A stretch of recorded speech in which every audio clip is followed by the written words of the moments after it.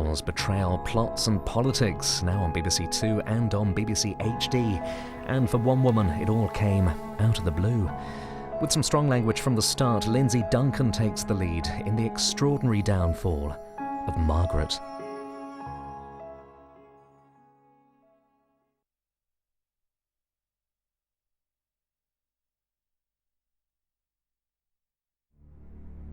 Prime Minister, you look to die for.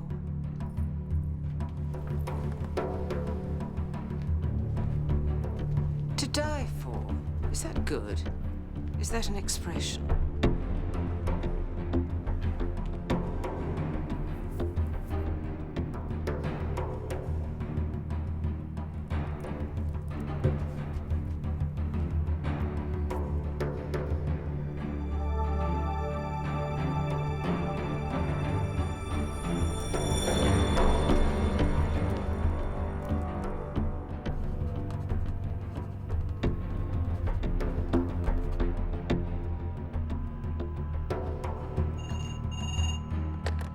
Prime Minister?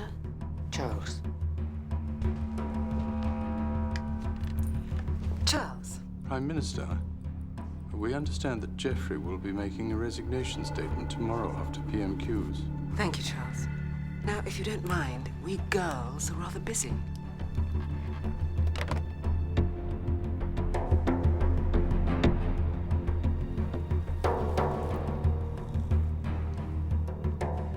Prime Minister, if you don't mind my saying.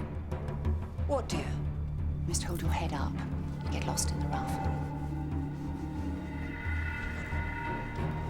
Like this? Listen, tilt forward. Tilt. The Prime Minister does not tilt.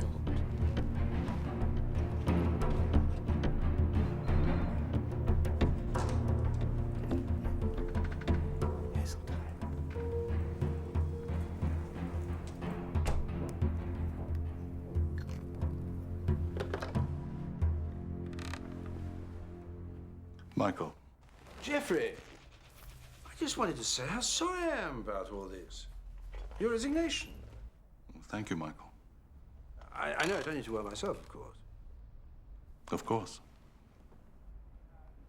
The thing is, things being what they are now, I'm thinking of sending an open letter to my constituency supporting you in your resignation, Europe, cabinet government, and so forth. I see. Yes. Michael, I should say that my resignation is not intended as a prelude to my standing for the leadership, if that's what you're wondering. God, no. That remains my position at present as well. Indeed.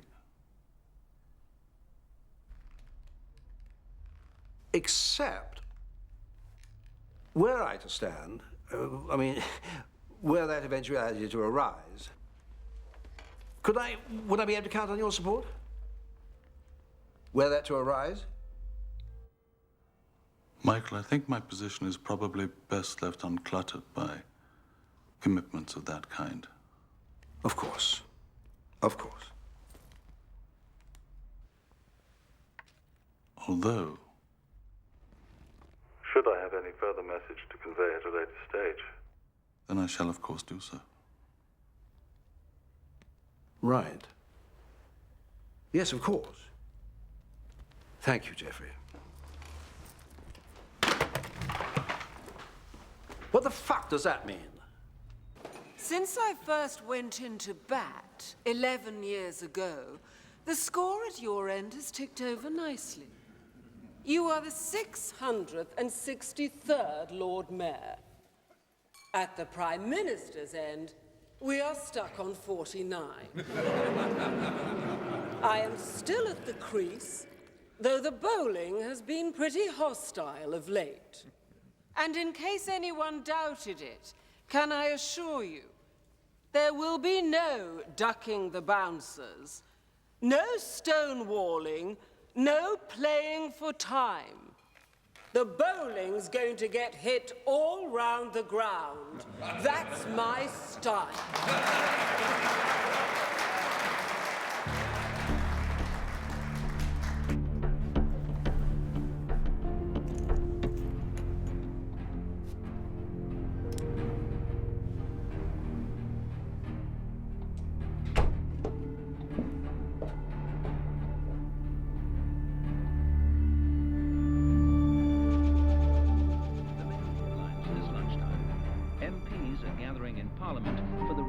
resignation speech of the former Foreign Secretary, Sir Geoffrey Howe.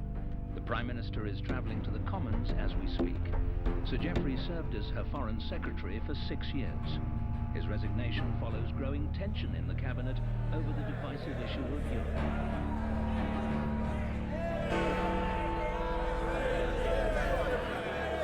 Order! Order! Order! Order!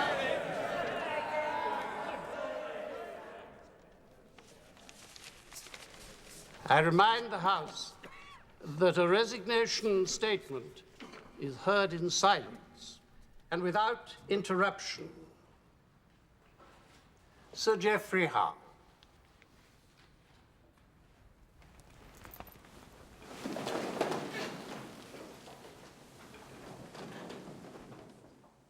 Mr. Speaker.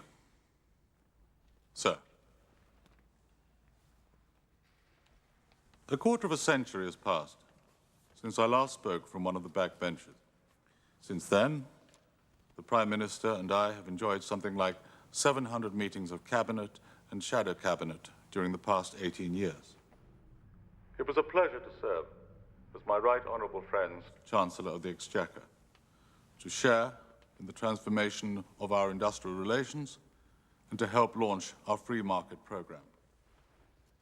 It was a great honour to serve for 6 years as Foreign and Commonwealth Secretary. And therefore the House might well feel that something more than simple matters of style would be necessary to rupture such a well-tried relationship. It was the late Lord Stockton, formerly Harold Macmillan, who first put the central point clearly.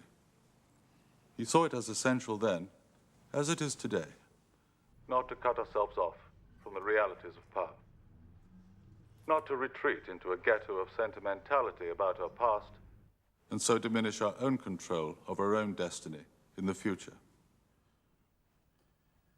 The tragedy is, and it is for me personally, for my party, for our whole people, and for my right honourable friend herself, a very real tragedy, that the Prime Minister's perceived attitude towards Europe is running serious risks for the future of our nation.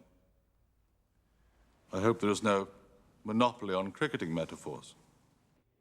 It is rather like sending your opening batsman to the crease, only for them to find, the moment the first balls are bowled, that their bats have been broken before the game by the team captain.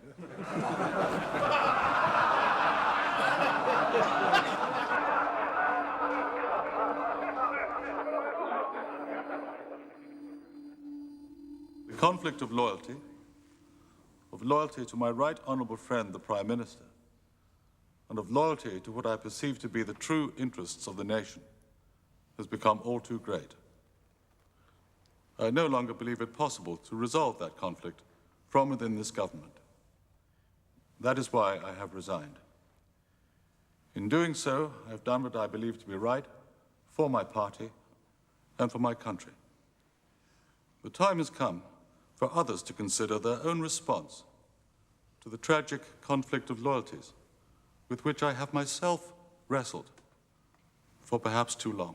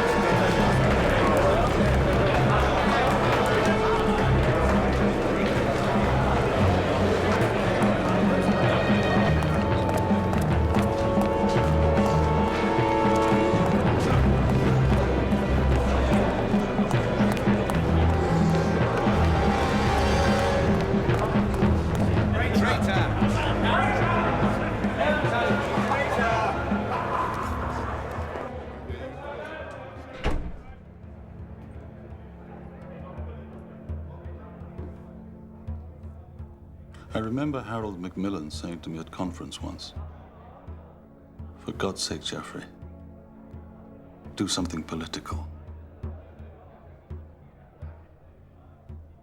Well, I didn't think he had that in him. He was never that sharp with the opposition. Shall we let him have it? No, don't attack what he said, not now. It's much wiser just to express sadness and regret, I think. It's Heseltine. He must have put him up to this. All that business about others and their conflict of loyalties. He'll stand now. He has to. I still don't think he's got the balls. It's just... Loyalty? He talks of loyalty, conflict of loyalty. What about loyalty to me?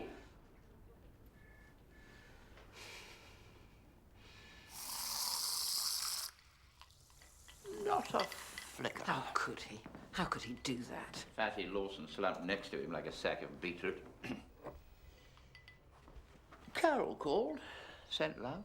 I hope people are not going to start rallying round as though any of this were to be taken seriously. Goodness me, we've fought much bigger battles than this and won. Did Mark call? I expect he's busy, like the rest of us should be, getting on with our jobs. What's the mood? What mood? The party. They know who I am, what I've done. Be careful, love. They scent blood.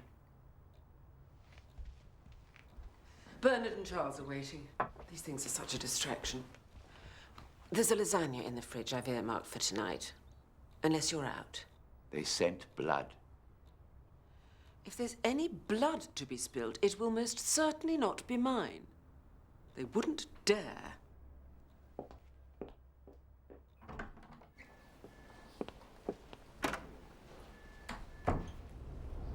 They'll crucify you! This is the Tory party, for God's sake. They're not going to let a woman run the show. Love, think about it. If you lose, that'll be it. You won't come back. The whole bank shoot gone. Kaput. Chancellor, you said? That was always the goal. There's never been a woman Chancellor, but leader of the party, they'll take you to the bloody cleaners. Someone has got to stand. If no one else will, then I must. I don't have a choice. Of course you've got a choice, woman. No! We've all held back long enough. For Ted's sake, for unity, for the sake of the party. And for what? We've lost 2 elections in a year. The country's practically on its knees. Sod the country. I don't give a toss about the country or Ted bloody Heath. What about us? The family? Me? I retire next year, love. I don't know how much more of all this I can stand. I can't do this without you. I couldn't have done any of it without you. But I am going to stand. Christ, I need a drink.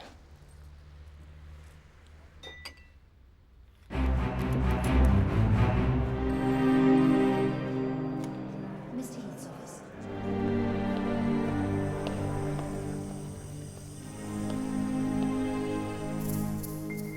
I've got an appointment for 11. Just go on through.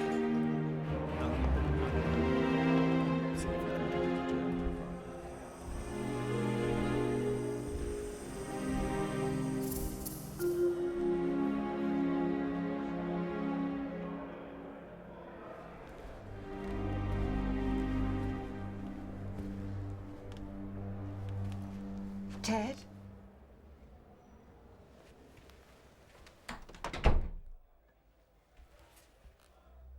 Ted?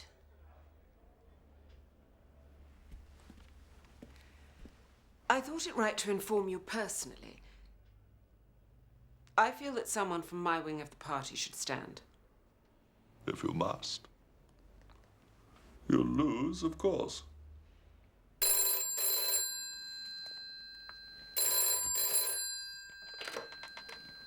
Yes?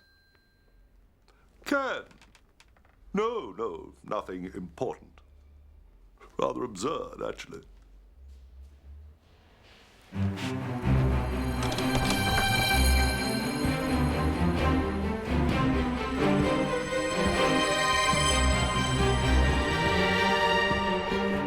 Mrs. Thatcher?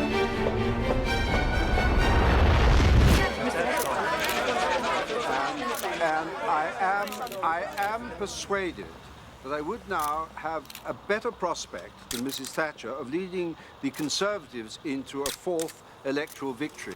Prevent the calamity of a Labour government. I have accordingly informed the Chief Whip, Tim Renton, and the Chairman... Toe rag.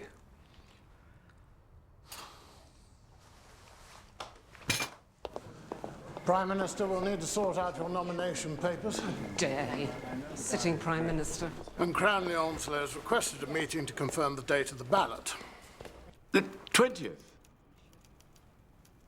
But won't you be in Paris on the 20th? Yes, the CSCE summit. You remember, of course, what the CSCE summit is, Cranley? Yes. Yes, the Cold War thing, summit. The Conference on Security and Cooperation in Europe, Cranley. President Bush, President Gorbachev, Chancellor Kohl, President Mitterrand, and myself will be meeting to celebrate the end of the Cold War thing, as you so quaintly put it. Yes, quite. I rather think our time is better spent organizing the fall of socialism than going cap in hand around tea rooms importuning backbenchers, most of whom would not be where they are today were it not for us anyway. Wouldn't you agree? The 20th it is, Prime Minister.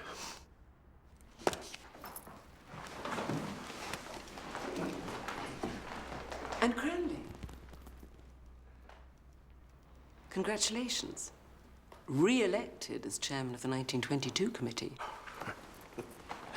Thank you, Prime Minister. Unopposed, I understand. That's what I call an election.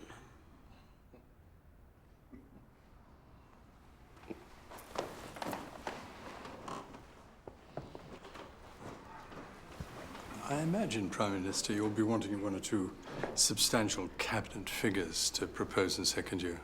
Douglas Hurd, John Major? Yes, good. United in support. And make it public, I'd have thought. I'll start to get them round the studios. The big guns should help to see this off. Douglas and John will stay on side. But anything else is inconceivable. Could be just what she needs.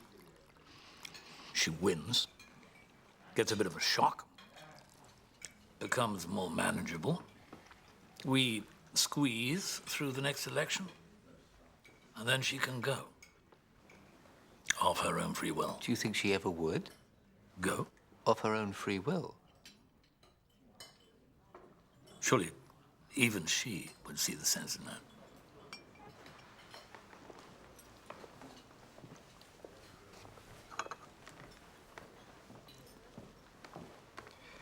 I imagine, in the event, you would be the party's favoured unity candidate. Do you think? Possibly. You? Oh, I would never presume. No. Of course.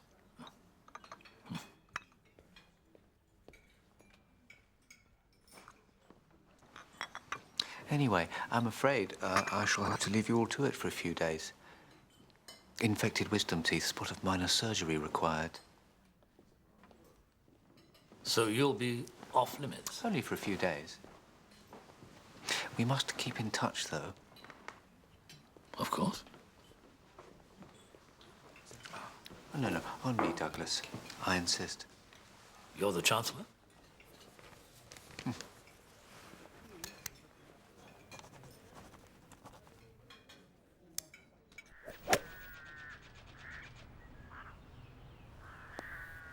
So we think between 230 and 240 for you, Prime Minister, and Michael less than 100, which gives you a clear-cut victory in the first ballot. Thank you, Peter. I don't want to be churlish or anything, Margaret, but I think those figures might be a little optimistic.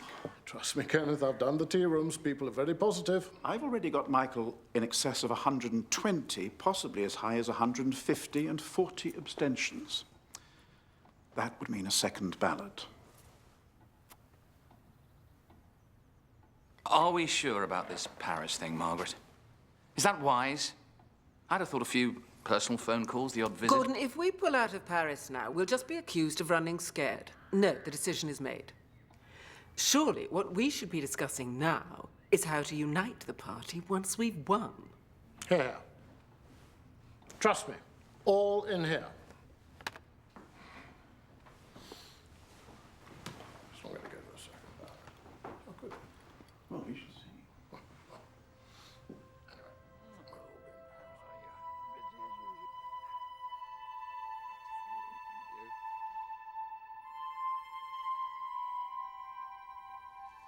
Come along, everyone. Lunch will be getting cold.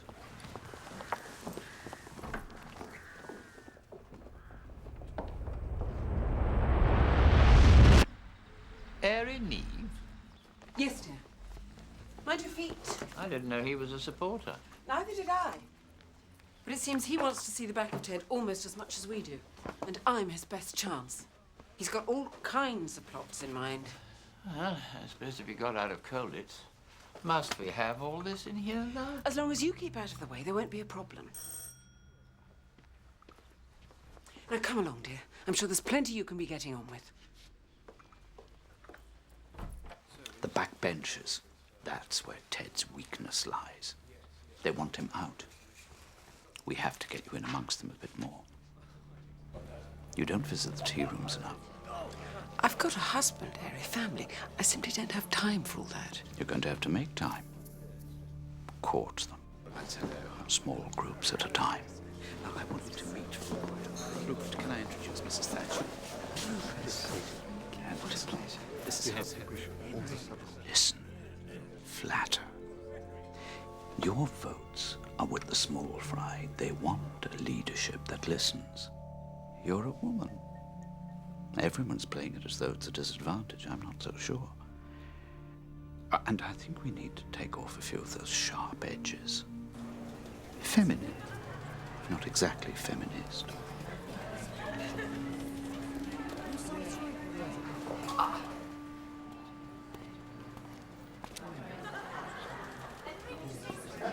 Margaret.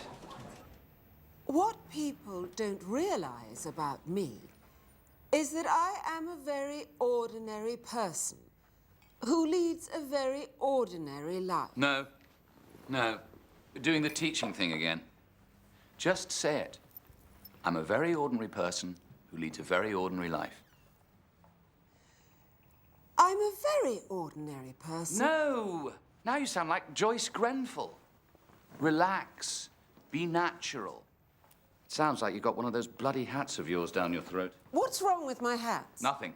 Nothing at all. They're great hats. You just got to stop wearing them, that's all. And I'm not sure about the pearls either. I am not losing my pearls. Beautiful pearls, don't get me wrong, but such a cliche. Playing into their hands. Twin set and pearls, Tory lady. They were a present from Dennis. Oh, God, now you're shrieking again. Sweet, gentle, softly, catchy Tory. I am not a Tory lady. For goodness sake, my father was a grocer. Exactly. And that's what we've got to get out there. It'll do you a damn sight more good than those bloody hats. Okay. We'll give it a rest. No. Again. We will do it. Now. Again. Sit down, please.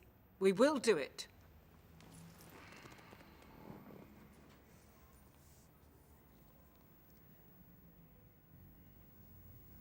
What people don't realize about me is that I'm a very ordinary person. That's better. Slower. Warmer. Chest voice. Open throat. Who leads a very ordinary life. We think we've got 120 pledges for you, with Ted at less than 80.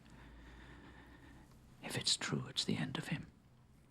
But no one must know about these figures. We tell them we think we may have 70 maximum. What we have to do now is quietly convince certain people that you can't win, at the same time as you are fighting your heart out, knowing that you just might. Does that make sense? You must understand, Margaret, you are an act of rebellion for some of them, an act of revenge for others, a means to an end for most, for nearly all of them. You are simply a way of getting Heath out. The woman doing the men's dirty work.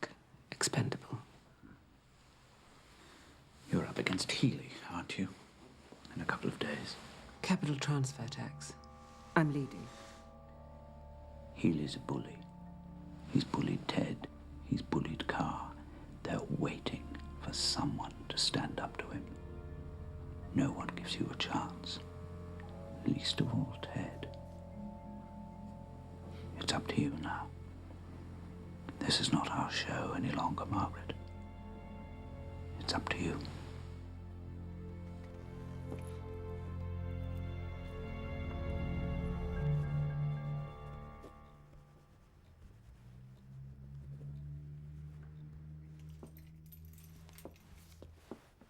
Mum, I'm off.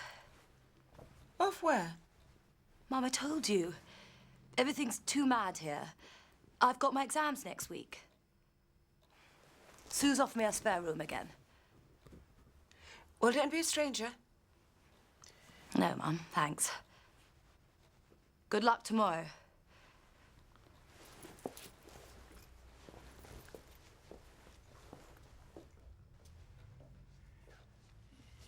You all right with this?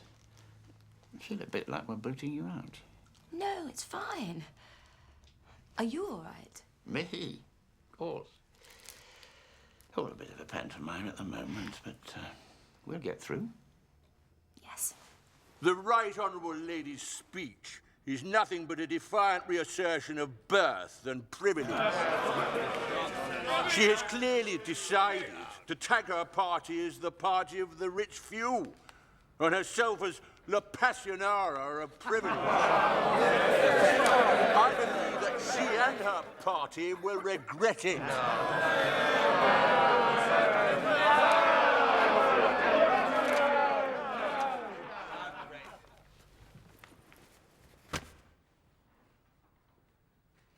I wish I could say that the Chancellor of the Exchequer had done himself less than justice. Unfortunately, I can only say I believe he has done himself justice. Some chancellors are macroeconomic, other chancellors are fiscal. This one is just plain cheap. If this Chancellor can be Chancellor, anyone in the House of Commons can be Chancellor. Capital transfer tax would affect not only the 1 in 1,000 to whom he referred, but everyone, including people born like I was, with no privilege at all.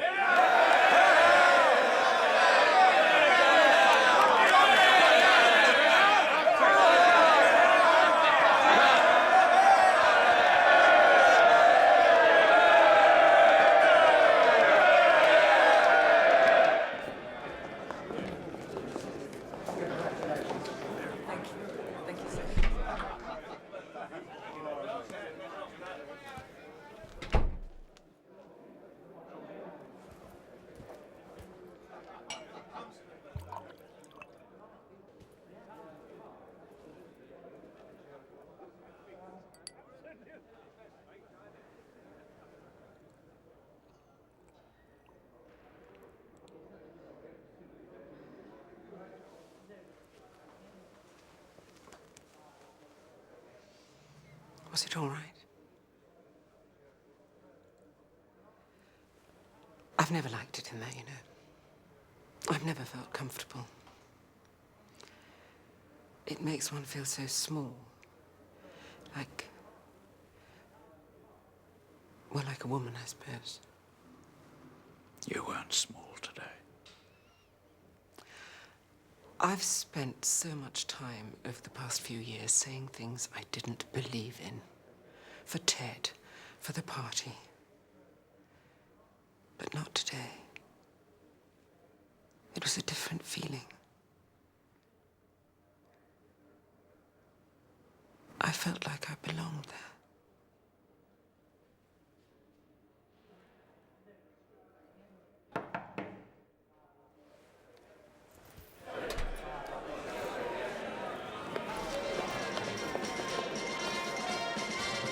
The Conservative Party has elected Margaret Thatcher as its new leader. Mrs. Thatcher now becomes the first woman to lead a British political party.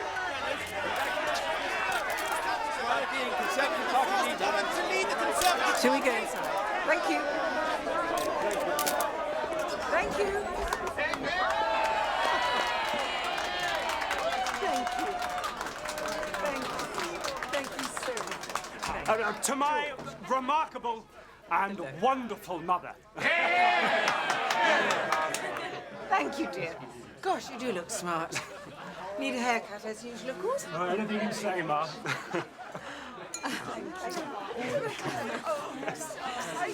Oh, this is just a thing, huh?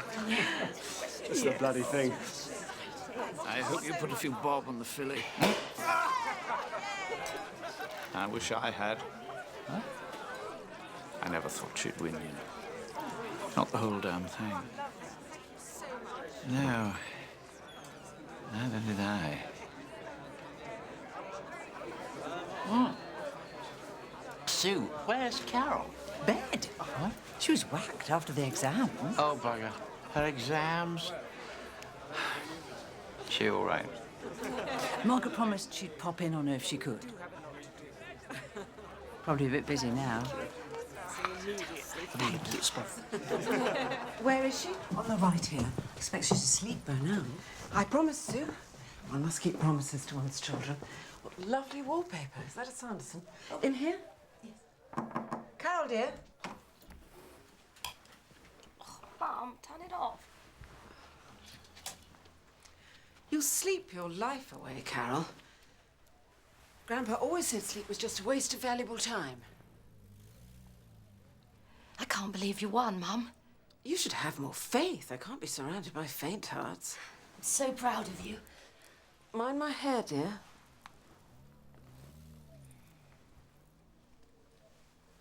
Are you celebrating? Everyone's getting very excited. I just want to get down to work. There's so much to be done. Mark's loving it, of course. He's so handsome now, isn't he?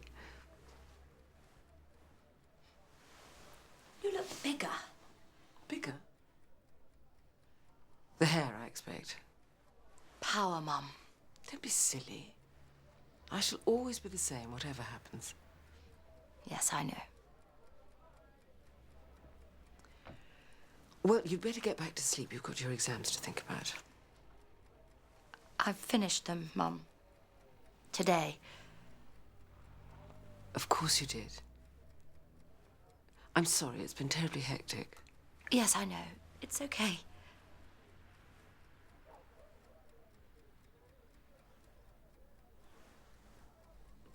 You'd better get back. Yes, I should. Thanks for coming over, Mum. Well, sleep tight. God bless.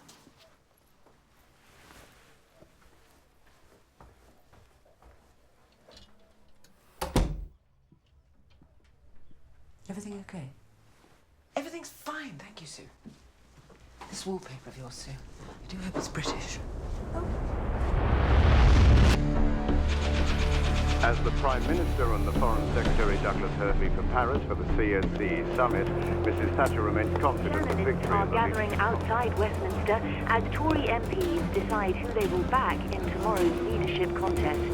We are going over now to our political correspondent. The Prime Minister said she would not be diverted from representing Great Britain in critical international affairs and that she has left her campaign in safe hands. Alan Clark. Michael, I don't suppose I could tempt you. Not a chance. Loyal to the end, eh? Unswervingly. Enjoy the papers. I shall. Idiot. Wanker.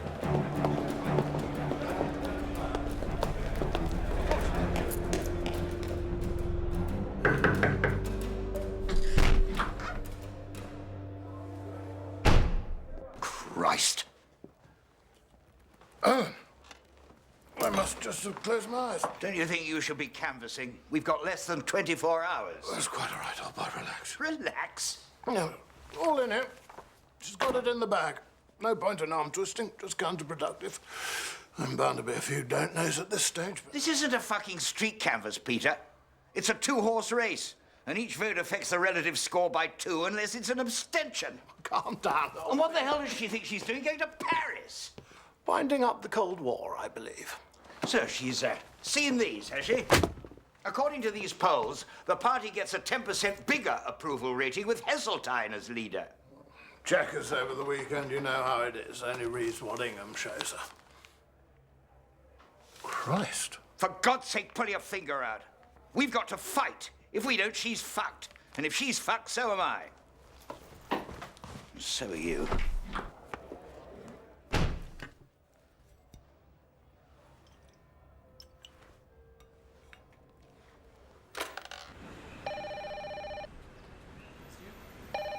Pollsters. Bunch of incompetent stirrers. Never show her if I can help it. Well, the Mail and the Observer have come out against her. And the Independent.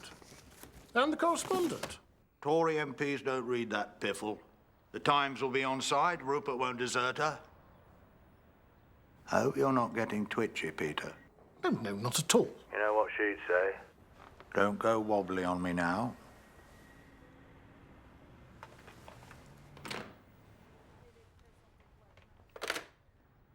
Morrison, old woman. Are we safe with him, do you think? Even he can't cock this up. Whilst MPs gather in London this evening to await the result of the Conservative Party leadership election, Mrs. Thatcher and Foreign Secretary Douglas Hurd are due to attend a banquet to celebrate the final day of the Cold War summit here in Paris. Beautiful. What bag have we got? It's the one you like, Miss Black. Oh, yes.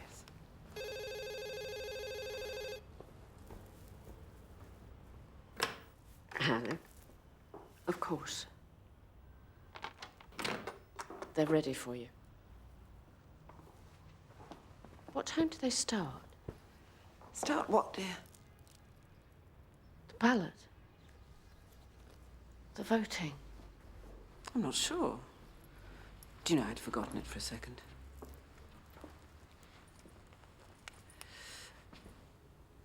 Right. To battle.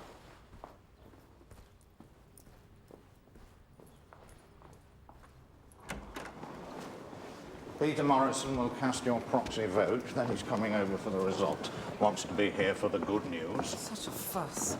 And a dreadful waste of taxpayers' money, I should have thought. Beautiful earrings, Prime Minister. Have we seen those before? Charles, you come with me. Douglas can go with the ambassador. How's coverage, Bernard? They're already assembling outside for the result. Not for the ballot, for the summit.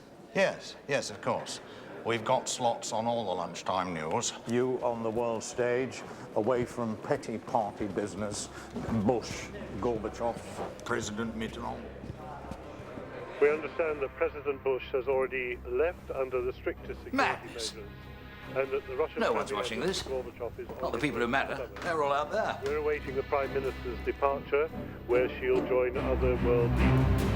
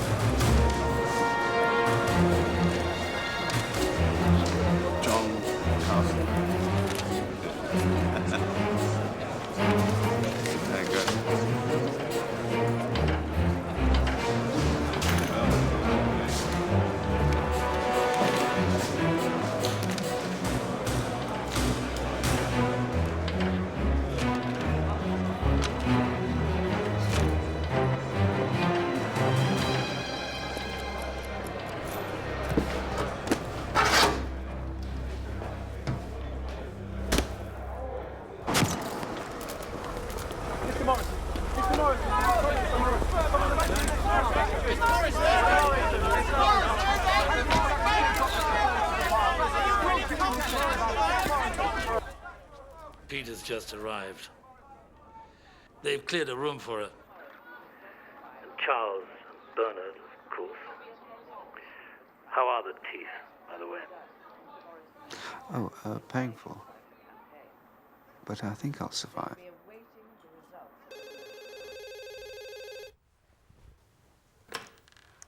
Hello?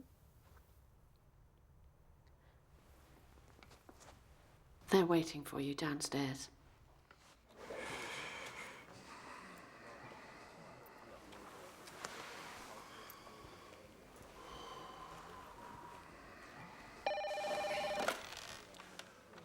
You were expecting her any time. We'll keep the line open, Tim. Charles has got another line, for safe measure, apparently.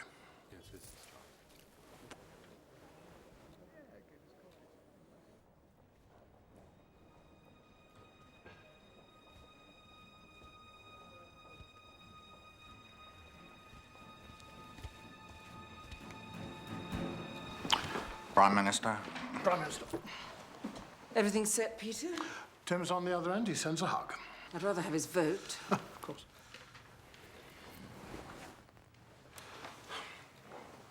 Yes, I understand.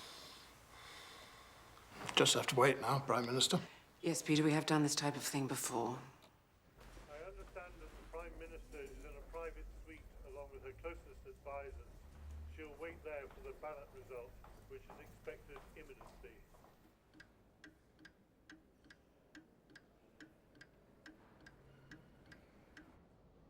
I, Cranley Onslow, as chairman of the 1922 committee, hereby declare the following. The result of the leadership ballot.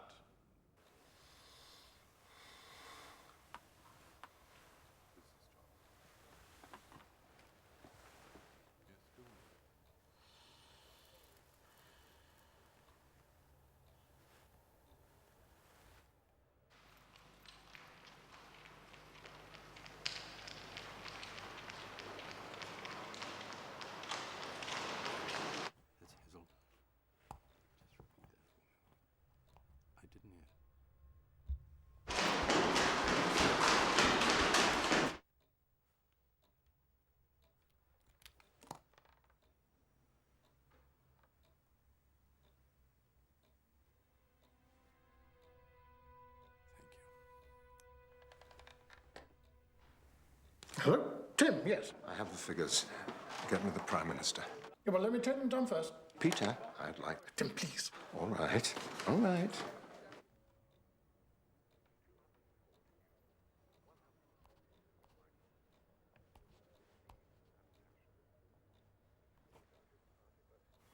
Yes, Tim. Thank you.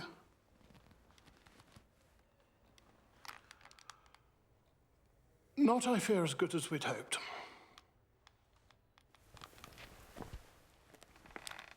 Tim, does this mean a second ballot? I'm afraid it does, Margaret. 204 to you. 152 to Michael. 16 Abstentions. And it's a good majority of the party, but... You're just fall short of the 15% rule. And by 4 votes, in fact. I'll talk to the press straight away. Of course, but you will use the words we agreed on. It is your... Intention.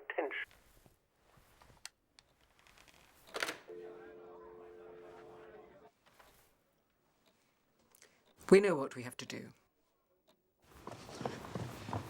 Careful, Prime Minister. Treacherous. So it's confirmed.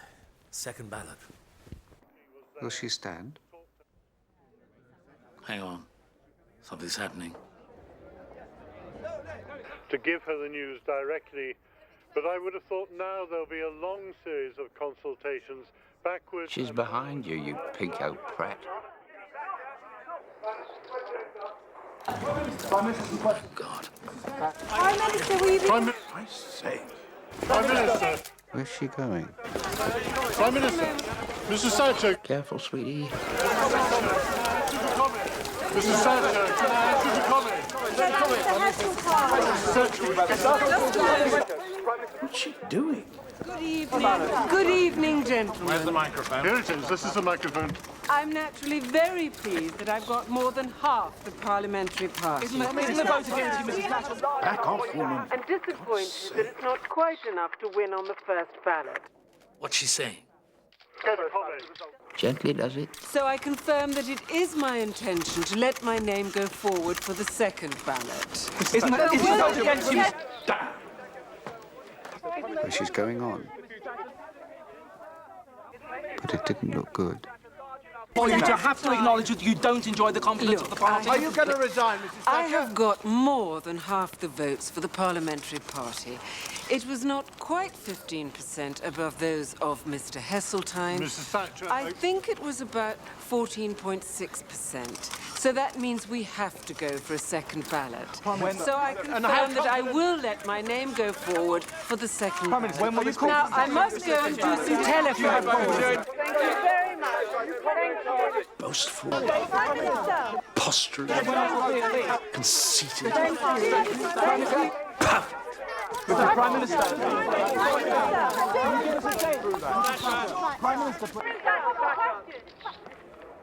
Well, extraordinary and rather Why can't she say anything without hectoring? British Embassy.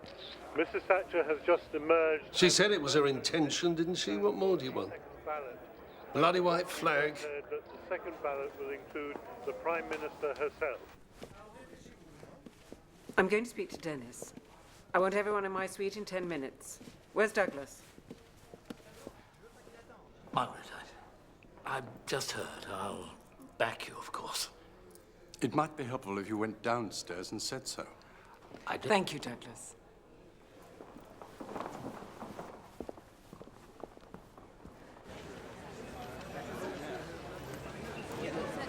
Mr. Hurd, are you supporting her?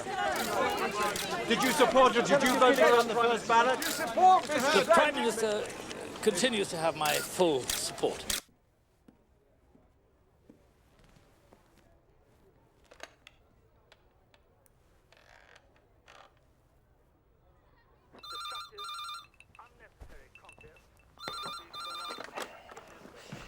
Hello. Congratulations, sweetie pie. You've won. Just the rules. Yes. You all right, love? 4 votes. 4 votes. I know. Bloody silly. Put that BBC wallet in his place. Love?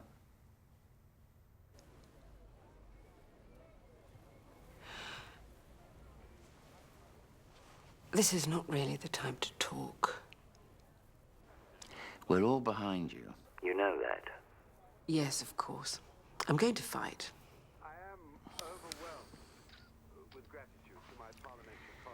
Tory party, I suppose. Bunch of pygmies in the end. Crawford's hovering.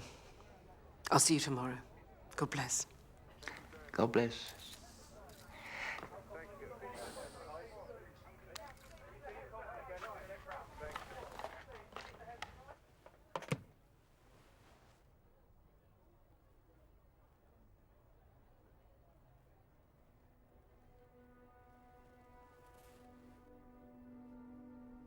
The Law of the Jungle by Rudyard Kipling. Now this is the law of the jungle, as old and as true as the sky. Again. The law of the jungle. Prime Minister?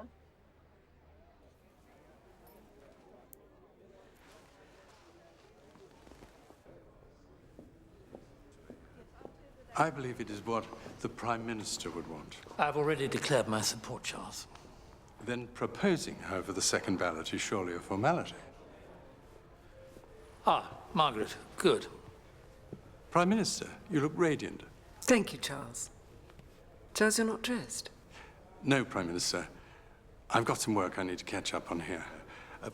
Peter can go in my place. He looks like he needs cheering up. Stop moping, Peter. For goodness sake, we must fight. Now go and get changed. I've kept everyone waiting quite long enough as it is. Are you sure? After all the sterling work you've done this week, Peter, I thought you might enjoy a little ballet, whilst I make a few rather important phone calls. Look out for the dying swan.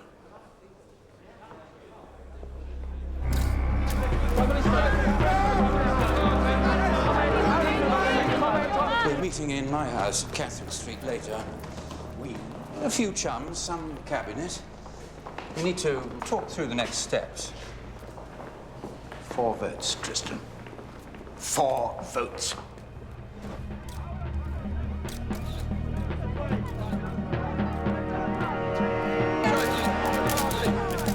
When I think of Morrison asleep on his fucking desk. She should have asked me. I'd have got the old bat in. I told her after the mayor challenge last year that there were 100 assassins now lurking in the bushes. I told her they'd come back for her. She doesn't listen now. Too late now.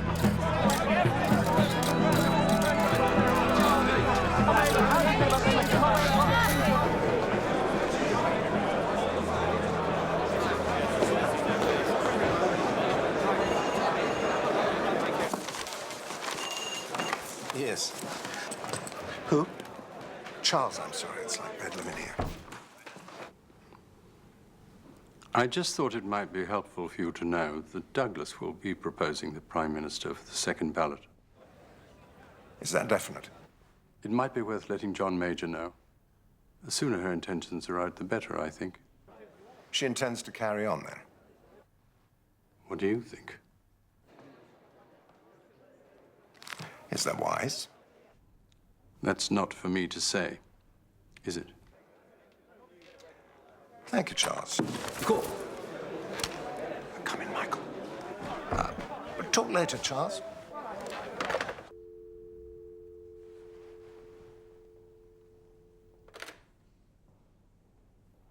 All right, let's just dispense with the formalities. This whole thing is descending into anarchy. As Chief Whip, I have to ask you this. Would you consider giving up your challenge, even at this late stage, and serving in a cabinet led by Margaret, or even led by Douglas?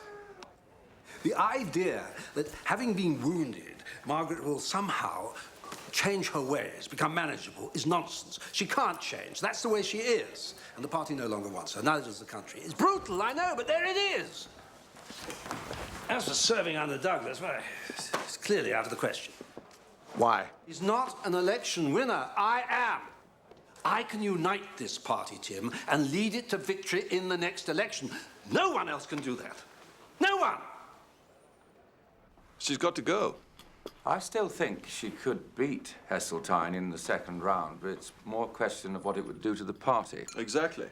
The support is falling away by the minute. Would Michael be a complete disaster? I mean, at least he's not completely barking. Norman? Well, he's tolerable enough, but I imagine we could all serve under him. Not quite that simple, though, is it, William? We have to ensure that whoever takes over can win the next election. Douglas, then. Or John. Except if we put Major in, he'll be there for the next 25 years. Suppose that would foil a few well-made plans. So we're all assuming, are we, that she won't stand? If she stands, Michael wins. Oh, she'll stand. But she can't be allowed to. Who's going to tell her?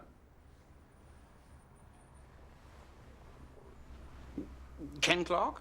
She's not going to listen to Ken Clark. You can forget that. She's mad enough to stick it out. That's exactly what she'll do, and I don't blame her. She'll get my vote. Of course, and mine. If she stands. Absolutely. United in support. But she mustn't stand. We must be united on that. She must go. That's why we're here, isn't it? I shan't sleep, Corfie. You must. It's going to be a long day tomorrow. Shall we have a nightcap? Gin and tonic for me. Nonsense. You can't drink gin and tonic at this time. Doesn't that just make you sleepy?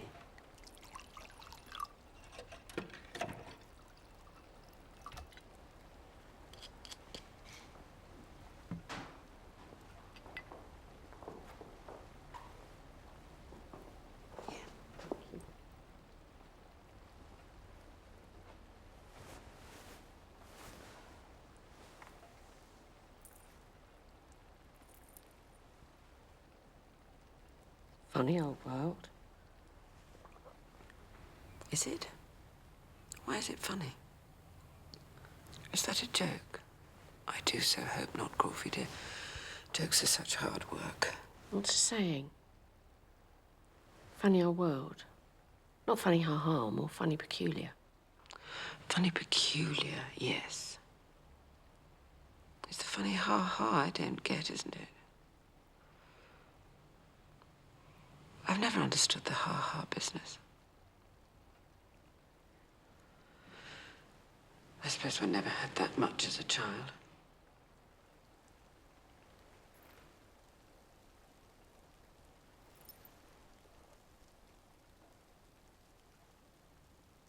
I always thought they wanted a boy, you know. After Muriel. I'm sure she did. My mother. So one was never really able to be a girl. In that way. Dad is, but not Daddy's girl, do you see?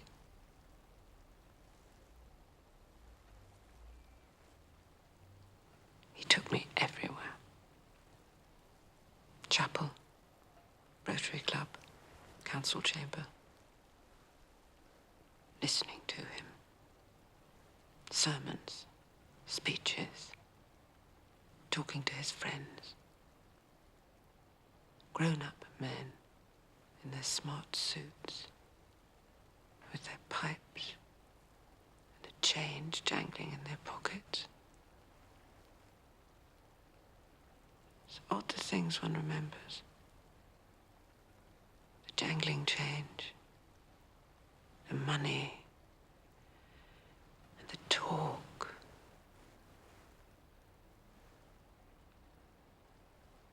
One always felt so small. You had to fight to be heard, you see. He made you fight. Again, and again, and again. Against your smallness, your weakness. Against him.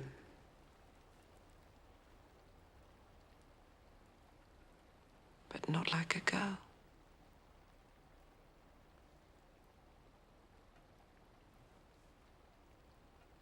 That's what they laugh at now, isn't it? That's funny, ha-ha. Me as a man. Carol tries to explain it to me. Me as a man. Ha-ha.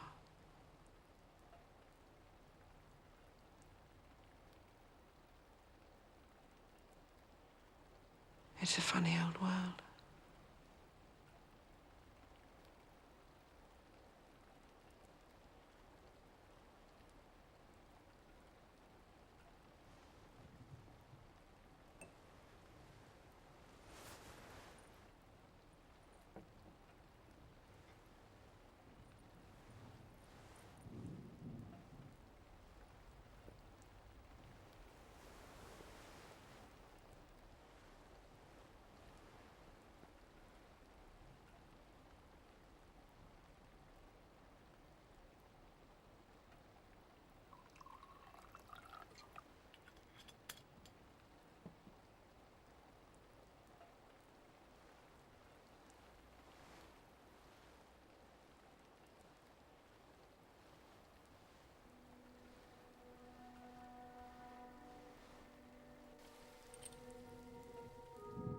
Now this is the law of the jungle, as old and as true as the sky.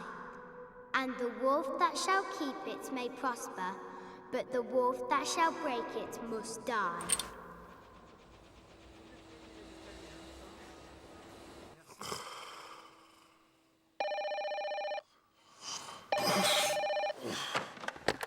Morrison. Alan Clark. I need to speak with the lady. Not over, boy. Working breakfast. Yeah, with a lot of fucking foreigners, I suppose. I need to talk to her. There was a gathering last night at Tristan's. Mostly blue chips, but a lot of cabinet. She needs to know the mood. I'll call you back later. Peter, you will tell her I rang, won't you? This is crucial. Plots are afoot. Yes, yes. Because if you tell her, she'll call me. And if she doesn't call me, I'll know it's because you haven't told her. Don't worry, I'll tell her. No, you won't. Wanker.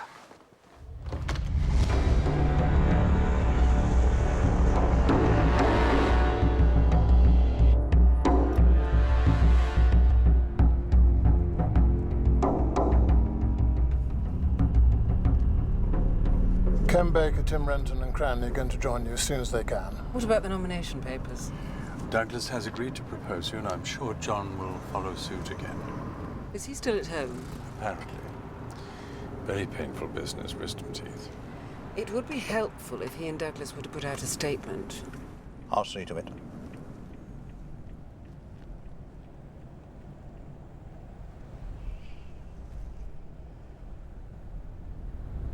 No! No! No! Would appear to be widening, although the party will remain neck and neck. The idea that I would share a platform with Ted Heath on my last press conference. I see it's difficult for you, Margaret, but we must act. 0.5%, Willie. It's the first time we've been behind, and with a week left. I'd say this was serious. It's just running scared. Scared rabbits. How dare you? Does nobody understand? I'm not just fighting everything the Labour Party stands for. I'm fighting everything Ted Heath stands for. Can nobody see that? Sure, we can all understand your position, Margaret, but if it means the party coming through... I beat Ted Heath. I beat him. You don't join with your enemy. You don't make deals with him. You destroy him. This election will be won or lost on my leadership and my leadership alone. I trust I have your full support.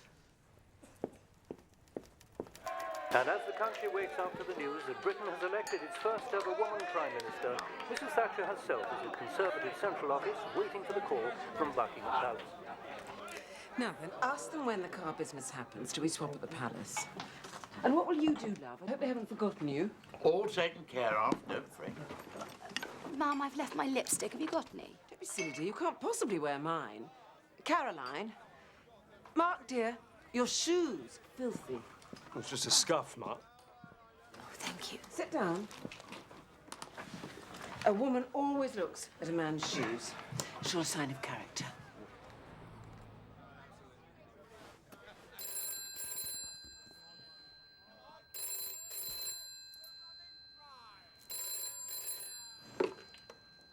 Hello? Oh, yes, of course. It's Ted Heath. He'd like to offer his congratulations.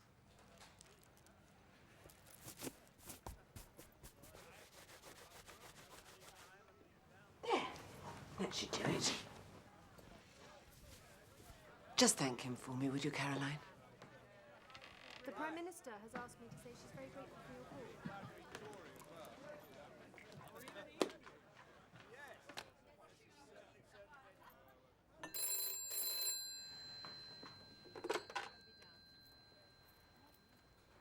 Palace. Good. At last. Come along, everyone, don't dawdle. Now then, who's driving us? Is what I would advise you, Prime Minister. Prime Minister? Sorry, Charles. I was thinking perhaps John Wakeham on the campaign? Yes, yes, we need some weight. And Tristan Garrell-Jones. Get hold of him. Richard Ryder. They've done it for us in the past. They know the score.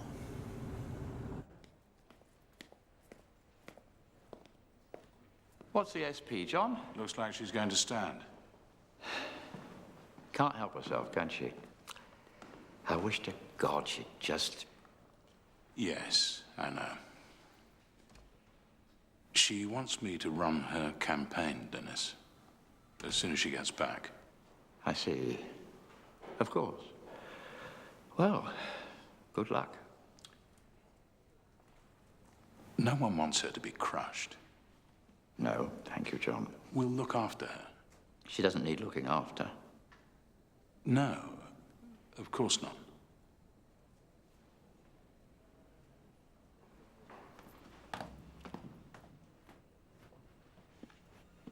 That the party would stand a better chance of victory in the next election. Hello, Thatcher. Hello, dear.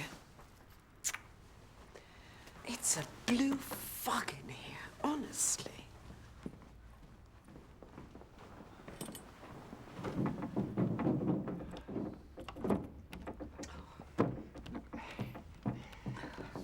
It's all right, love.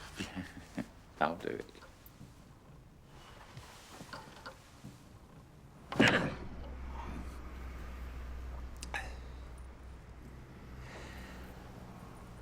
You look bushed.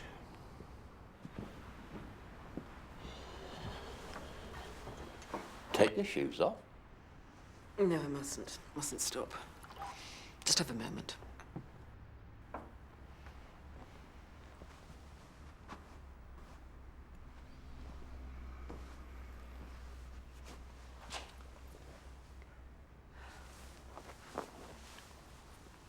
Don't go on, love. Stand down now. Don't let them break you. I will decide when I stand down, not them. Who else could do the job? Just tell me that and I'll go. Who can I trust?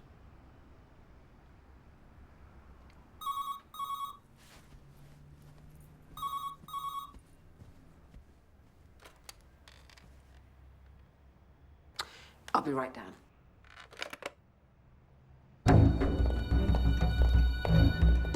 So we think 25. 25.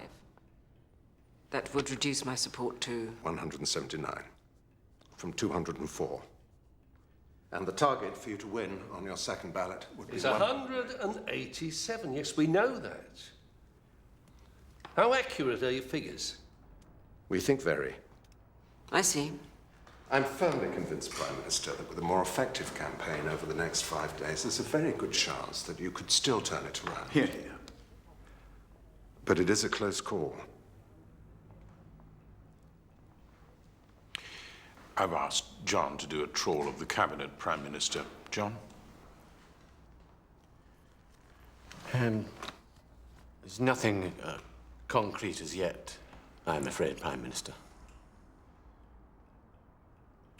For my part, I believe there's no disgrace to you in fighting on for what you believe in, even if you're defeated. Which you will be, if we don't get through all this bloody waffle and start fighting. Thank you, Norman. I'm with Norman. What we should be doing is getting the campaign moving.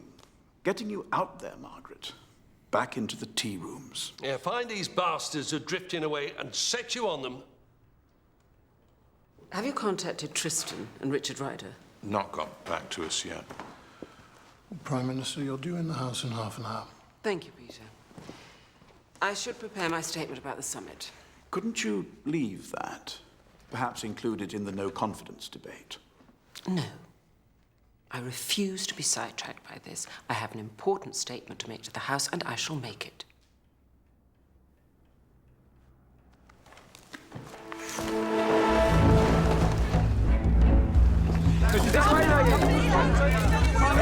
I fight on. I fight to win. How are you feeling? Any more coming? Couple more, mate. Push your way. The cabinet of what? 12-7 against so far. And 15% of junior ministers have swung. Why the hell didn't you tell her? I didn't feel it was proper. Oh, I was given this in confidence.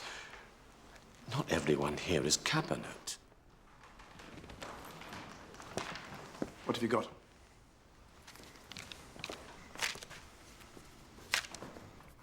Yes, I've spoken to some of these. And you've not heard from Triss or Richard? They're not on.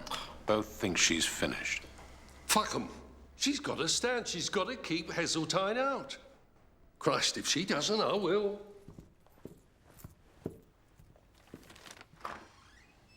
Backbenchers? Michael's definitely gaining. What's the matter with everyone? It's falling apart. They don't think she's electable any longer. I suppose you can see the logic. If 45% of the parliamentary party won't vote for her, why should the country? She's going to have to face the cabinet, isn't she?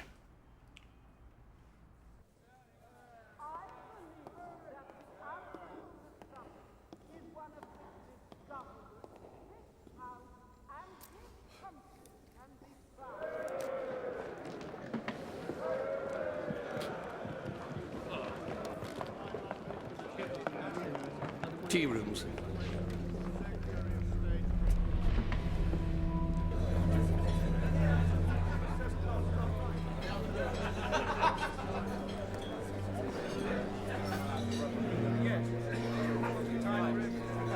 Very good evening.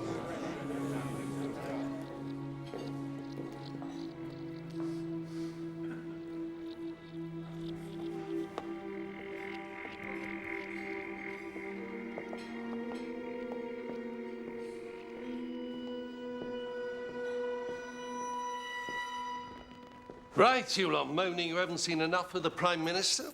Excellent speech, Prime Minister. First class, really. Very robust statement. Thank you, Prime Minister. Please. Please, sit down. Now, the Prime Minister would like to know if there's anything she can do to reassure you. Well, it's more one's constituents, Prime Minister. Issues like the poll tax, I can't start pulling rabbits out of hats now.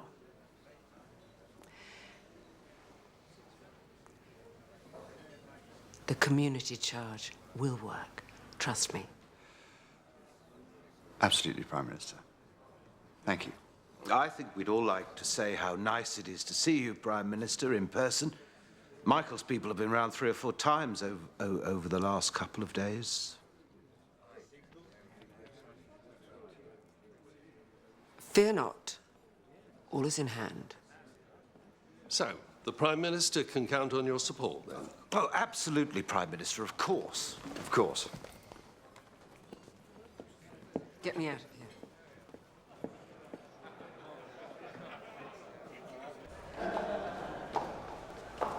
I can't do it, Norman. I will not put myself through that. Why should I? Because you have to. You don't have a choice anymore. I must have the choice. Don't you think I've earned that, Norman? Don't you think I've at least earned that? 3 hours later, as the fires continued, nearly 200 people were reported injured. These are criminals. These people are common criminals. This has nothing to do with our social policy. Think of those poor shopkeepers. They're the victims, not these people. I think the concern is simply that the economic measures the government are taking may be a little harsh in the present climate, Prime It's Minister. the old story, isn't it? 2 years in, things get a bit bumpy and everyone loses their nerve. Well, I am not going to lose my nerve. But we're in danger here of pulling the entire country apart for the sake of a theory. I'm sure it should be possible to establish an area of common ground. Perhaps if alternatives to our course of action... They haven't got alternatives. There is no alternative. There are people in some of these deprived areas who are living in appalling squalor. Whose fault's that? Not the government's. I visited some of those areas. Litter everywhere. You're not going to tell me people are so deprived they can't pick up a bit of litter. Well, no, but litter is hardly the And when did you become such an expert on deprived areas? A couple of away days to Liverpool and suddenly you're wringing your hands like William Wilberforce. This all seems quite straightforward to me. Those who disagree with the path we're on have one very simple alternative.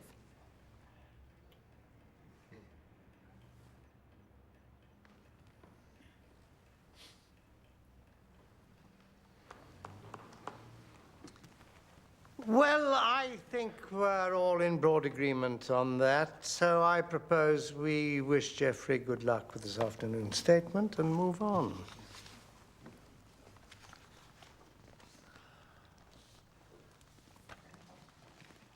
We mustn't lose our nerve, Willie. I fear we may be losing the country. Perhaps a little more consensus in cabinet. You mean something which no one believes in, but no one objects to? That kind of consensus. Wrong word, perhaps.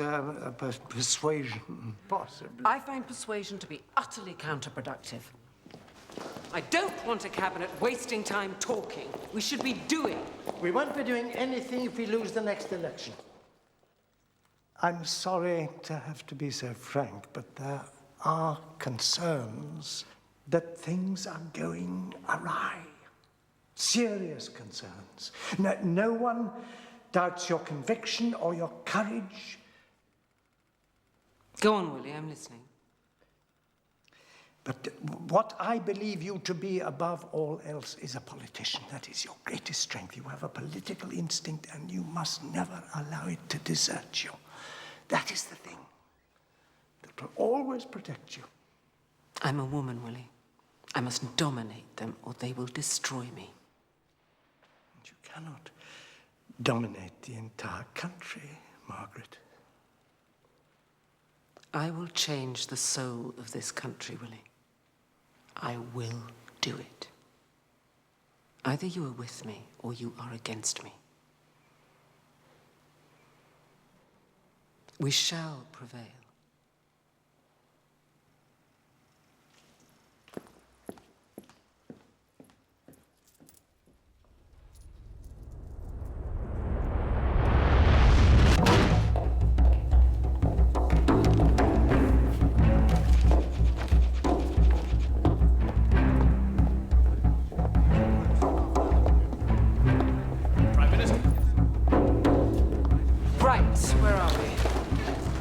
Douglas, I understand you've been good enough to nominate me for the second ballot.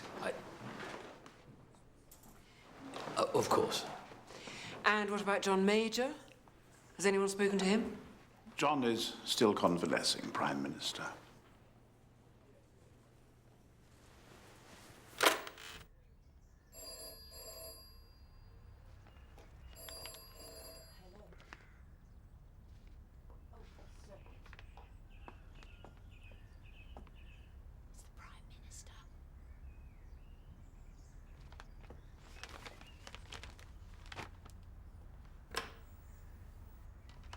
Prime Minister, how are you?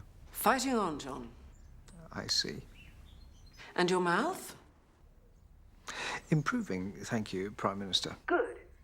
Now, I shall need you to sign my nomination papers. I believe they're being sent up to you.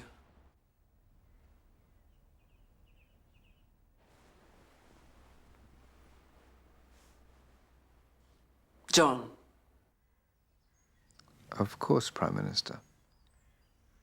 If that is what you want. Thank you. Warm salt water, by the way. Prime Minister? Your mouth. You must prevent infection. Yes.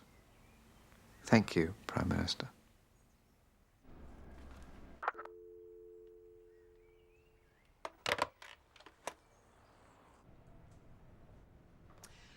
Good. Well, come along. What are we doing? John, have you contacted Tristan and Richard? I'm afraid they don't feel able to help, Prime Minister. I see. Prime Minister, I think the time has come for you to face the Cabinet. Face? Consult, I mean, of course. Is that necessary? When would you suggest, John? I'm due at the palace in half an hour. Perhaps you'd like me to put the Queen off so that I can face the Cabinet. I would suggest we set up a series of private interviews on your return. I wonder, Prime Minister. Charles. Might it not be more advisable to meet in full Cabinet? I agree. Absolutely. Get them all in there. Say to them, none of you bastards would be here if it wasn't for me. Now I need something from you. Bloody loyalty. I suspect it might be a little more discreet if we keep it to individual interviews. The Prime Minister should have time alone with each of her ministers, and I believe it equally important that her ministers should feel they can speak with the Prime Minister in confidence. Oh, rubbish, John, rubbish. I also believe, constitutionally, the Prime Minister needs the support of the Cabinet in order to continue.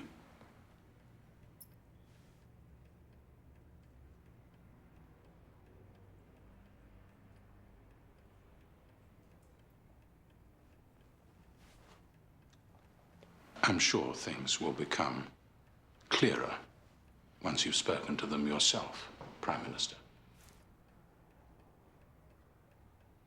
Yes. Things usually do.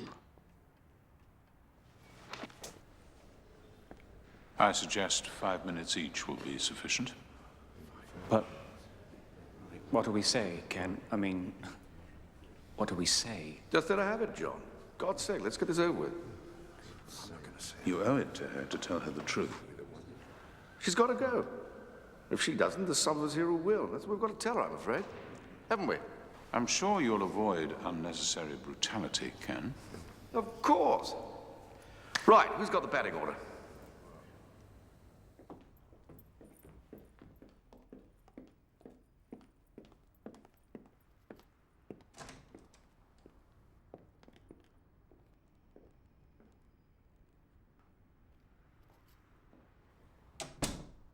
And President Bush, ma'am, was most solicitous. And Barbara. They whisked one away from all the fuss. Quite a formidable woman, I understand. And we were talking to Brian Mulrooney, Canadian Prime... Yes. I know Mr. Mulrooney. Of course, ma'am. He was saying in his country they put up statues to men who lose 3 elections. Yes. One has a great regard for the Canadians, of course. Of course, ma'am.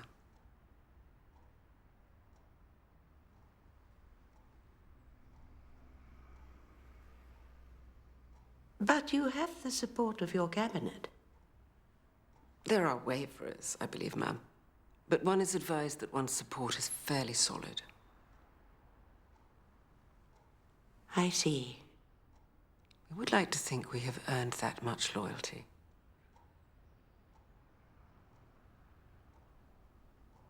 One does have to be on one's guard, though, don't you find? Ma'am? One's advisors sometimes, perhaps, advise what they think one would like to hear advised, as it were. Yes, ma'am. Although one likes to think one is still sufficiently in control to recognize the difference. Indeed.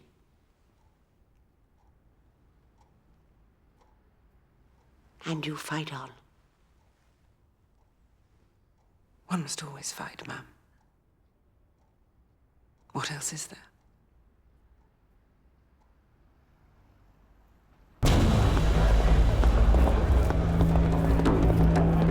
She's back. 2/3 against. When did you find this out? You knew this earlier, didn't you? It was difficult, Prime Minister. There were non-cabinet ministers present. I didn't feel I could betray confidences. Do we still have sufficient support? Prime Minister. Do we? Stop fudging, all of you. Where do we stand? We keep fighting. You can do it. Norman's right. You're still our best chance. Our best chance? We must keep Heseltine out. Has it come to that? After everything, I am our best chance of keeping Michael out. John? I believe support is hemorrhaging somewhat on the Not backbenches. hemorrhaging. I wouldn't say hemorrhaging. The party in the country is as strong as ever. But I have only 1/3 of the cabinet.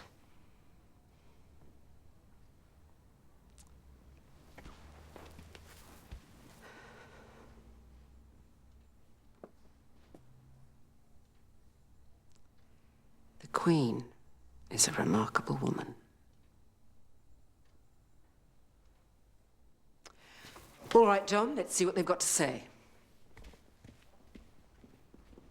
Ken, would you like a drink? No, thanks, Prime Minister. This shouldn't take long. Good, that's more like it. I'm afraid you can't possibly go on. It was clear the moment you didn't come through the first ballot. You must step down now and let Douglas and John run. If you don't, God knows who we'll end up with. I see. But don't get me wrong, I'd support you. I'd support you for the next 5, 10 years if necessary. The point is, no one in the cabinet thinks you have a chance of winning. Like the charge of the Light Brigade. C'est magnifique, mais ce n'est pas la guerre. I think I get the message, Ken. It's been too much bloodletting as it is, and no one wants you humiliated, Margaret. Humiliated? No one wants that. You don't deserve that. Thank you, Ken. I appreciate your candor.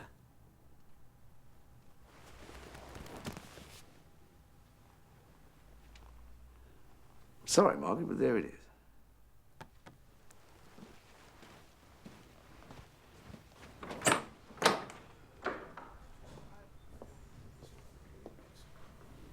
I think I may need a drink for this. Honestly, I don't think it is impossible to... Well,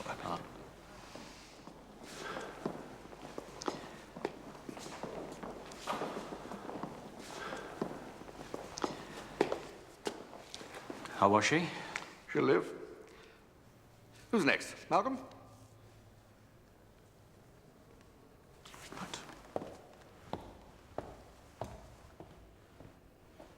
It's like a penalty shootout, isn't it? I'm afraid I don't think you'd win, Prime Minister. And your standing may well do untold harm.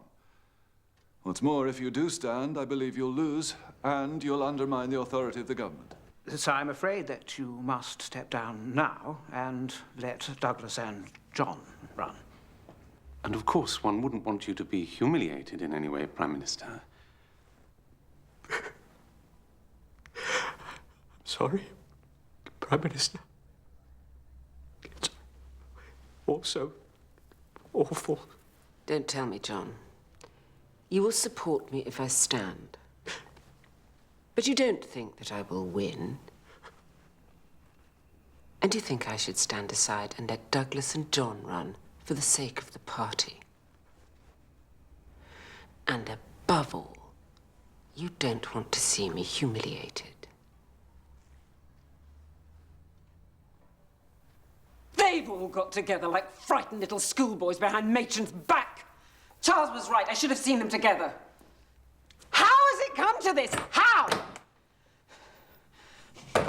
John, who have we got on the campaign team now? I'm afraid we're having problems mustering troops at the moment, Prime Minister. These men would be nothing without me. This party, nothing. They can't do this. The country elected me Prime Minister. I should carry on as Prime Minister. Damn the party. I could do that. I could carry on as Prime Minister and damn them. Why should they destroy me? Could I do that? Could I? Call an election, you mean? No! I don't need an election. I've been elected. I mean, carry on as Prime Minister of this country and let them get whoever they want to lead their damn party.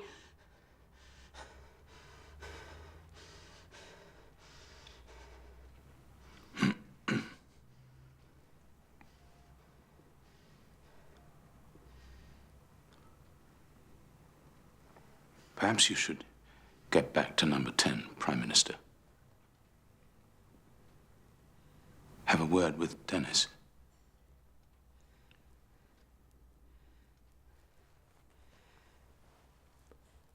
Yes, thank you, John. Thank you.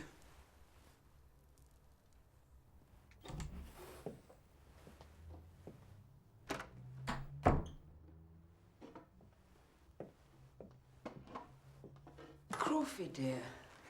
Prime Minister, how are you? Fine, dear, fine. Nothing a good stiff drink won't sort out. Where's Dennis? You're exhausted.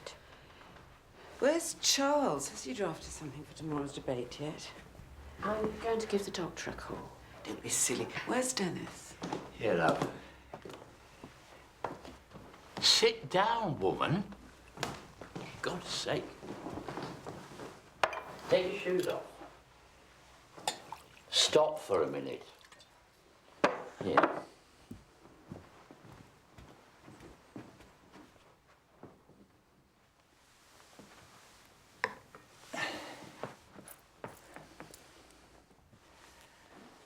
Come on, love. You're just tired. Must get back to work. Mustn't waste a minute now.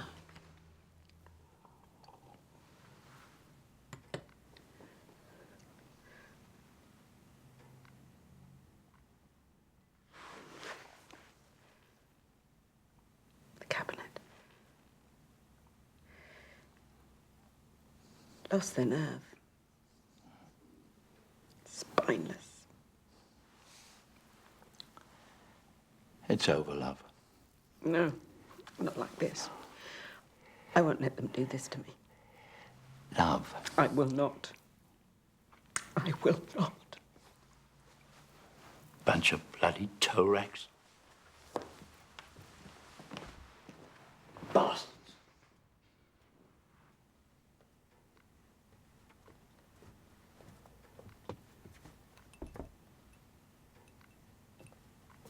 The doctor's on his way, Prime Minister. Almost done.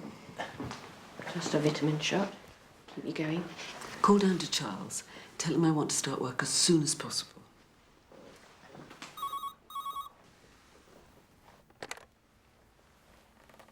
Yes? Norman Tebbett's here for you, Prime Minister. And John Gummer. Good. Good.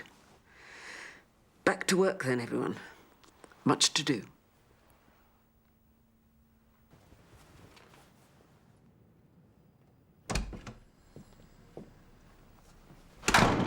Don't worry, Norman. Still here. Don't let them talk you round, Prime Minister. There's still plenty of support out there. Prime Minister, I couldn't leave you without... Please, let me do something. This is all so awful. That's more like it. Good. Thank goodness for one's friends. Now, come along. We've got to get this speech drafted. Charles, have you eaten? Has everyone eaten? Plenty in the freezer? No, thank you, Prime Minister. Nice. Let's see what you've got then.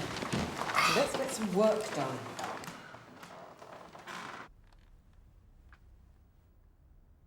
Are you sure? She's working on the speech for the no confidence debate tomorrow, but I saw Morrison earlier, and that's the feeling. Poor Margaret. So what do I do about her nomination papers? Driver's been waiting here for hours. Sign them. By the time they get back to London, it'll all be over. But what about Cabinet tomorrow? She could bounce them all back again. Unlikely now.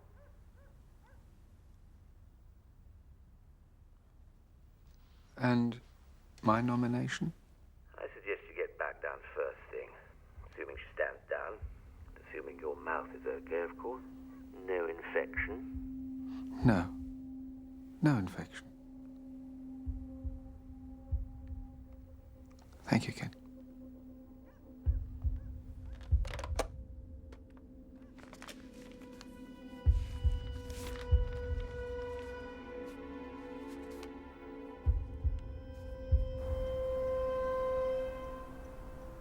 All right, gentlemen. Thank you. I think that's it.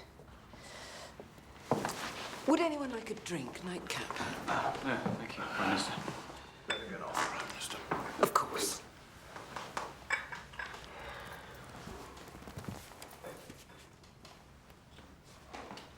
Prime Minister, are you all right? Yes, Charles, thank you. Come on then, off you go. Wives will be waiting. I should get upstairs to Dennis. He'll only be fretting.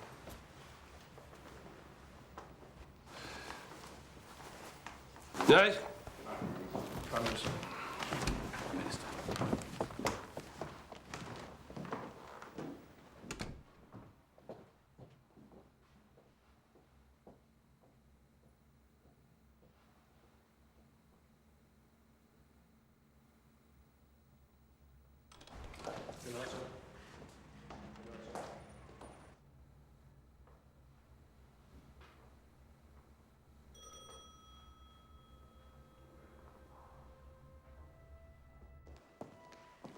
John Major's driver just dropped this off. Nomination papers. Right. Thank you, Brian.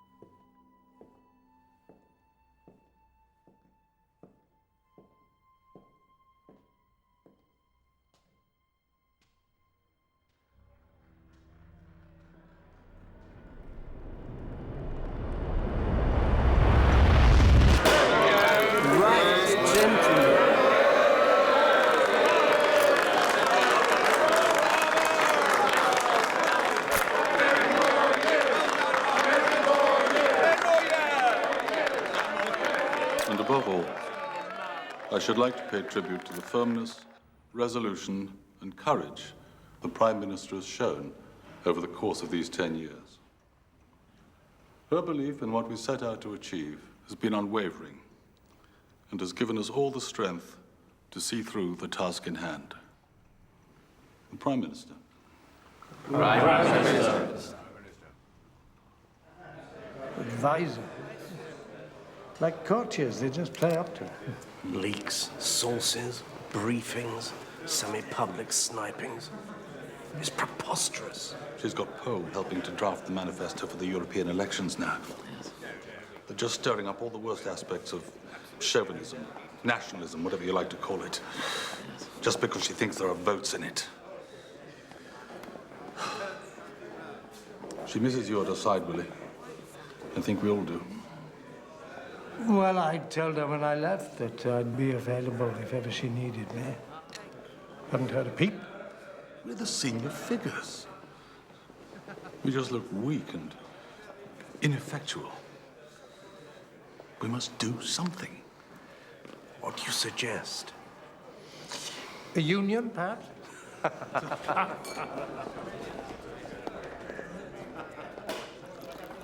It's very difficult for me, of course. This is mostly your territory, Europe, the economy. Not much I can contribute at the Home Office.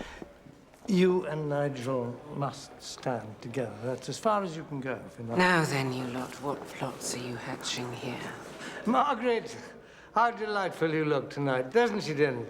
Has done for the last 30 years. Yeah. Willie, I hope you're taking it easy. We only allowed you to retire on condition that you play golf and shoot a few furry, defenseless animals at the weekend. Never felt better, away from all this.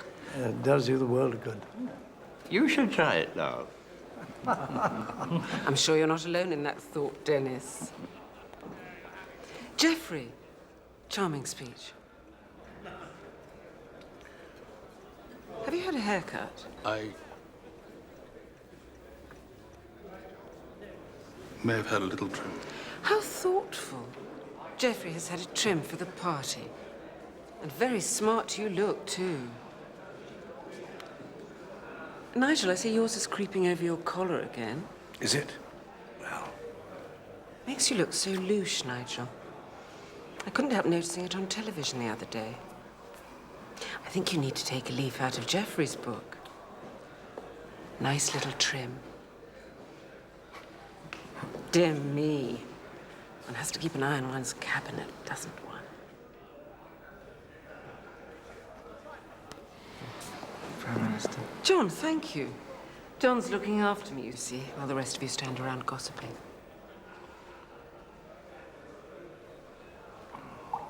Geoffrey, fetch my shawl, would you?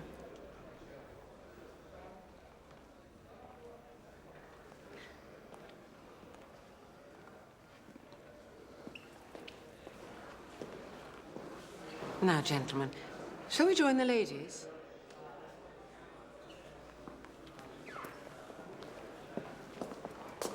Beware the fury of a patient man.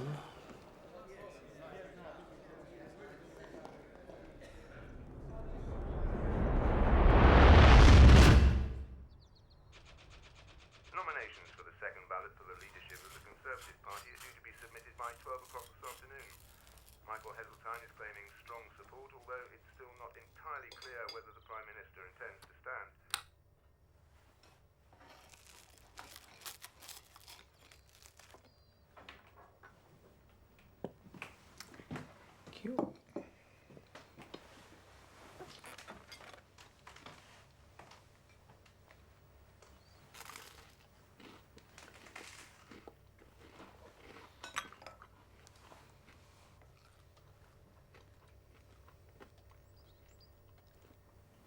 We must spot the furniture. Spot? Spot stickers on the furniture. Green for ours, red for what belongs here.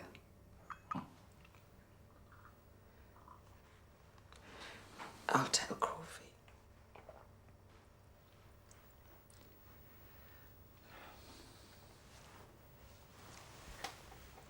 It's best.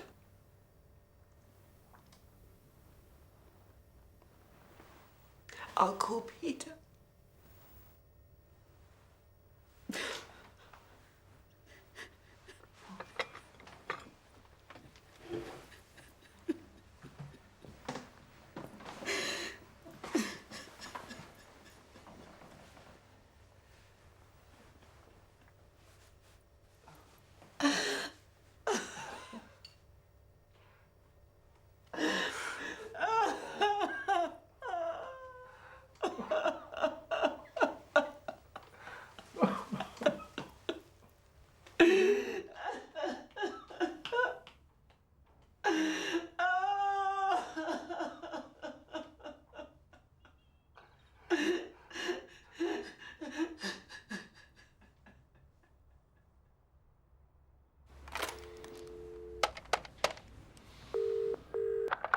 She's going.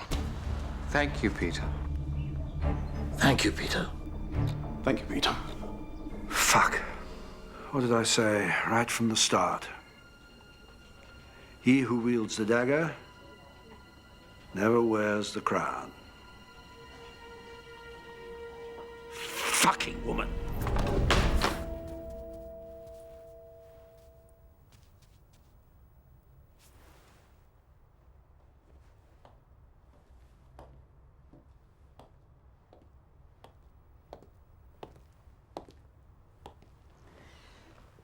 Right. Work.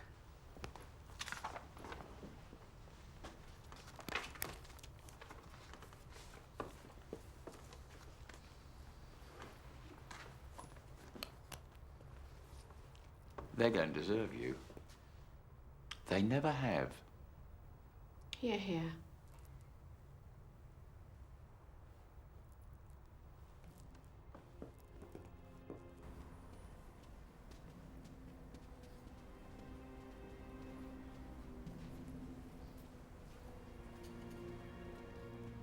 Now this is the law of the jungle, as old and as true as the sky.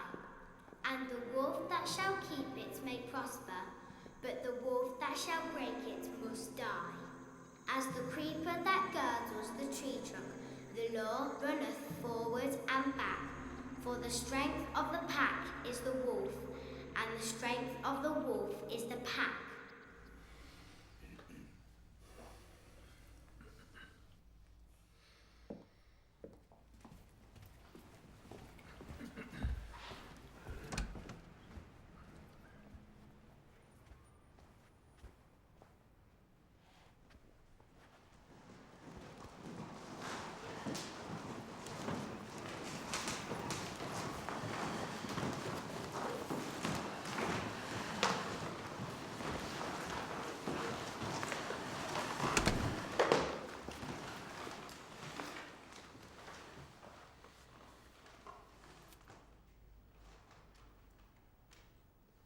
Before we proceed to formal cabinet business, I'd like to make a short statement.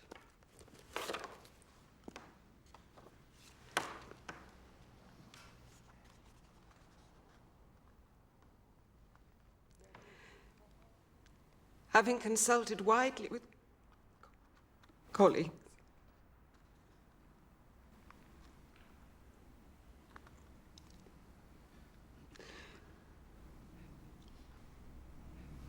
having consulted widely, I'm so sorry.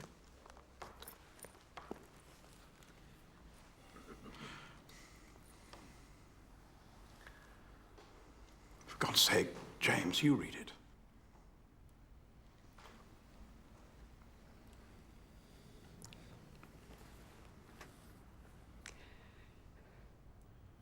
I have concluded that the unity of the party and the prospects of victory in a general election.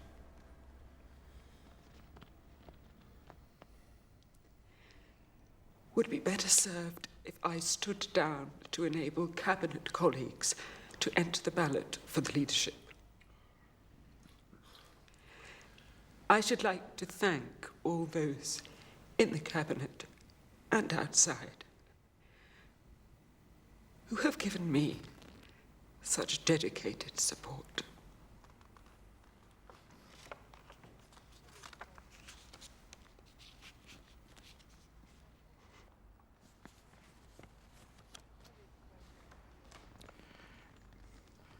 You have, and you will always continue to have, the loyalty of the party.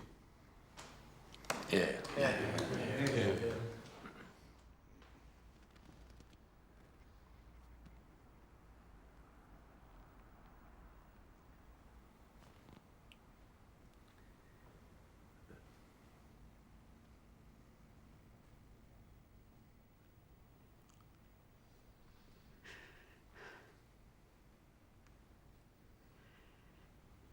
It's a funny old world.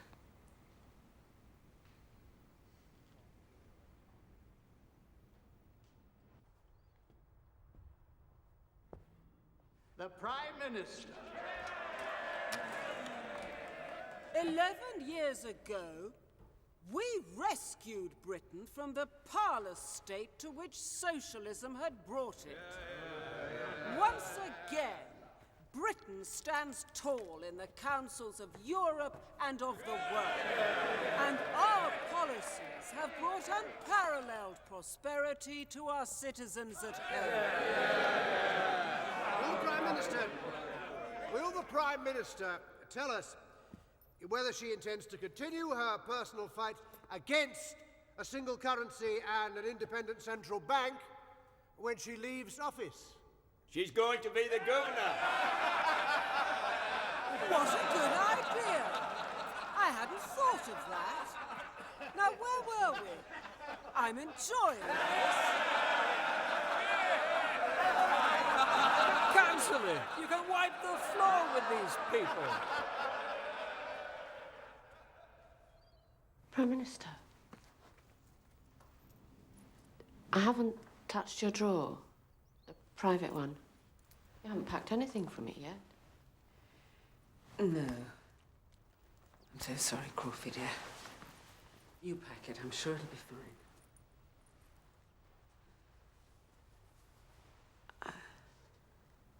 I'm just going down to the office. A few things. She hasn't packed anything. I know, Groff. I know.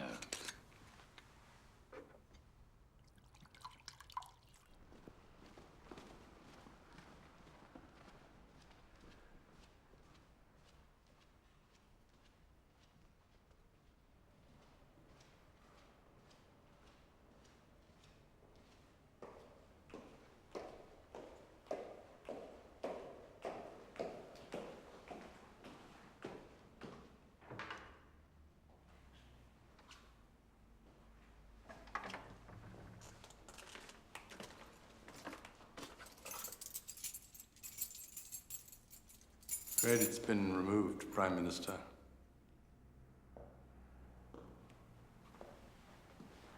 They've taken it.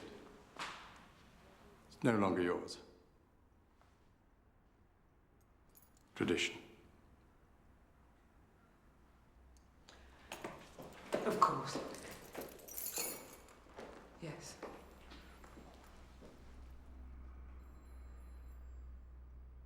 This must be appallingly difficult for you.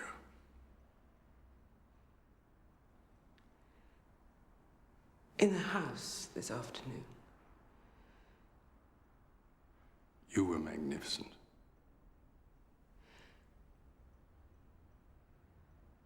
One felt as though one was speaking for the last time. Well, I suppose you were. My God, the house will miss you. No, Charles. Not just in the house. I felt as though I was speaking for the last time ever in my life.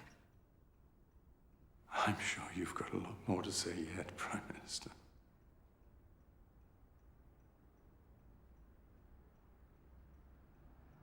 What am I going to do, Charles?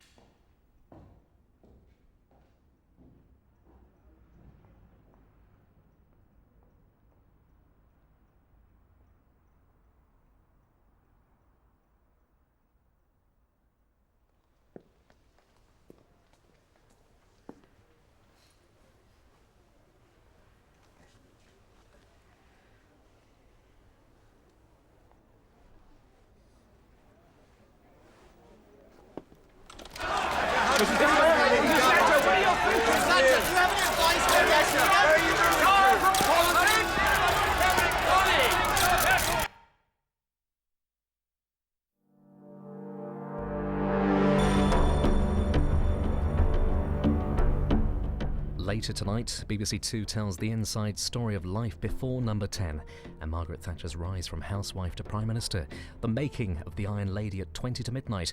Right after Newsnight revisits Thatcher's legacy next, and you can follow her historic journey to Downing Street online at bbc.co.uk/archive.